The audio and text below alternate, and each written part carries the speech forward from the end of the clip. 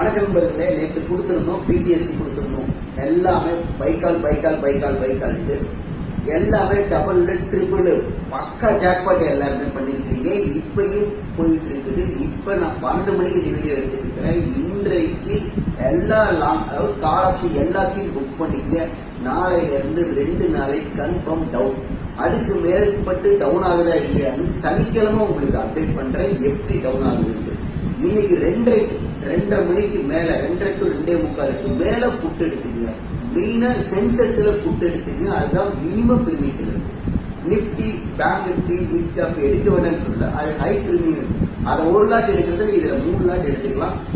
பக்கா ஜாக்பாட் இல்ல double triple ஆகும்.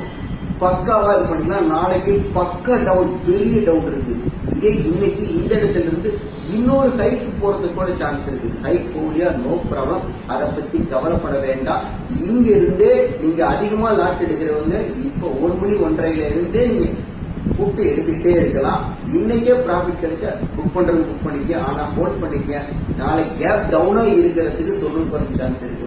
சப்போஸ் கேப் டவுன் இல்ல, கேப் அப்ல ஓபன் பண்ணிருக்கீங்கன்னா பேனிக் ஆக வேண்டாம். அங்க எக்ஸ்ட்ரா எடுத்துட்டு வாங்க.